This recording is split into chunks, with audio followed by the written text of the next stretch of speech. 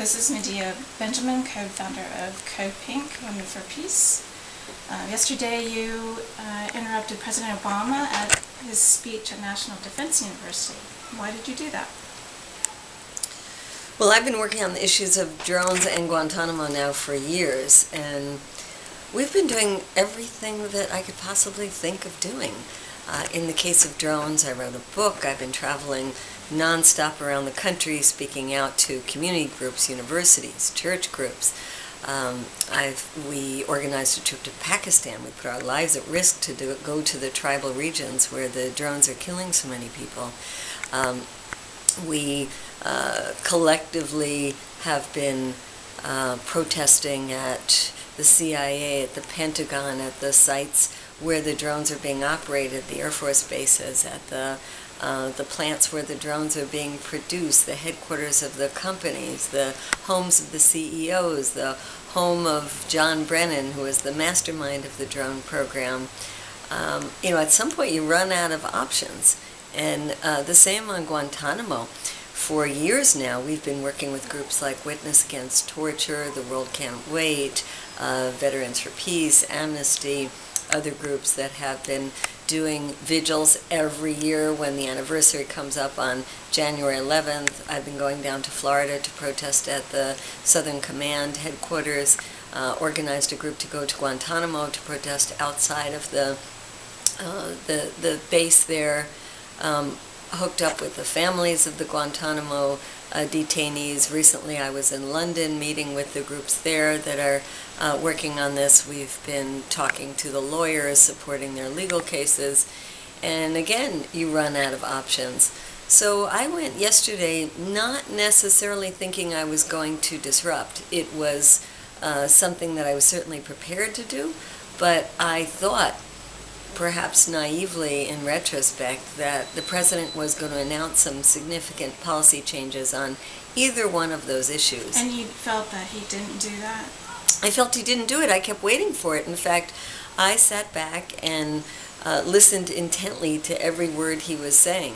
And he started out talking about Afghanistan, then he went into the drone program, and then he said that his final point was going to be on Guantanamo. And that's when I realized that I'd been listening for almost 45 minutes, and this speech was going to wind up right now, and he hadn't made any significant policy changes. I noticed that President Obama said that the independent assessments of civilian casualties were far greater than government assessments of civilian casualties by drone strikes. Do you agree with that? Well, of course, because the government doesn't give us any statistics, so they've just lied, like John Brennan said in 2011 that there had been no civilian casualties, and then he, quote, corrected himself and said maybe there was a handful. And when President Obama was on a Google chat and was asked about this, he said, we have it on a tight leash. We don't go willy-nilly killing people. Well, we've actually gone willy-nilly killing people. And the only figures that we have are ones that intent journalists who've been trying to piece together this information have provided us, like the Bureau for Investigative Journalism in the UK. Their figures for Pakistan, for example, are between 2,500 and 3,500 people killed. They can only identify 4 to 6% of all of the people killed by drone strikes as having been on a high target list. So the others they list as simply unknown. He also said that everything that he's done has had congressional oversight. Do you believe that's true? That is so ridiculous. The congressional committees that are charged with oversight would be, in the case of the CIA, would be the intelligence committees on the House and on the Senate side, and in the case of the military would be the armed services, and then judiciary as well. None of those had received all of the legal documents until the fight came about John Brennan. In fact, most of them had received none of the legal documents and had been asking for years for access. Now just think about it. This is not about intent oversight. This is just about understanding the legal foundations, and they were not given that information. So how could Congress possibly do its job when it hasn't been privy to some of the basic information? And for the Intelligence Committee, that it seems like they have had a chance to go review some of these, review these drone strikes, I really charge them with negligence, because they have not been doing their job. If we can't get answers to simple questions about how many people have been killed, how many of them are innocent, what have you done to acknowledge, apologize, and compensate for innocent deaths, I would say the Congress has not done its job, and certainly the President as well. It seems to me that the President made a very strong case for closing Guantanamo, but the upshot was his hands are tied. Do you believe that's true? Well, that's really when I felt compelled to get up and speak out, because I'm so tired of hearing it. It's true that the Congress has made it more difficult to close Guantanamo, but it hasn't tied his hands. They, in fact, put in a waiver system where the executive branch can say that prisoners are not going to pose a threat to us and release those ones. Now, there are 86 prisoners. That's a majority of the prisoners left in Guantanamo have already been cleared for release. That means that the Department of Defense, Justice, CIA, FBI, Homeland Security have all said these prisoners do not pose a threat to us. And yet, President Obama has not invoked the waiver system to have them released. The one positive and significant thing that he said in his speech was that he would lift the ban on repatriating the Yemeni prisoners. But we should recognize that was a self-imposed ban. That was a ban put in place by the administration itself. Now, he didn't say, I've lifted the ban, and so tomorrow the 57 cleared for release Yemeni detainees will all be sent back to Yemen. He said no, he would review it case by case. This means months and months, if not years and years of waiting. And what those prisoners who are being so tortuously force-fed need to hear is a time, a date. They need to know that this is real and not more bureaucracy. For example, the president said that he was going to put put someone in charge at the State Department of the detainee transfers. This is a position that's been empty since January. Why has that position been empty if he can unilaterally fill that position? And why isn't that position in the White House instead of the State Department, where it would have real clout? CodePink has put a lot of emphasis in recent months on Guantanamo and on drone strikes in the Middle East. Why does CodePink find these issues so compelling? We started out as an organization that post 9/11 was trying to stop the U.S. from killing more innocent people in its response to 9/11. And we saw the invasion of Afghanistan, a wholesale invasion of a country. We saw then the drums of war beating to invade Iraq, which had nothing to do with 9/11, and that was our foundation.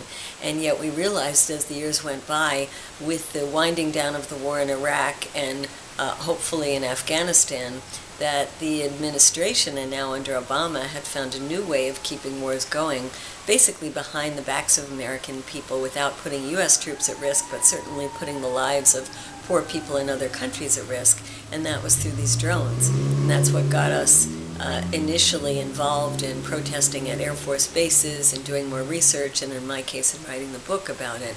And the Guantanamo issue is something that has always been part of the war on terror. And we had high hopes with Obama's promises. We made a list of his promises, and we would take them down to the White House all the time and say, Obama, keep your promises. And on the top of that list was to close Guantanamo. There are some people, even those who agree with your positions, who say that interrupting or disrupting a lot of the speeches and hearings, which is often what CodePink does, is counterproductive, it's rude, it's annoying. What do you say to those people? Well, I'd like those people to participate with us on some of the other things we do and get the sense of frustration and desperation we get from having done so many of these things. I mean, we didn't start out disrupting.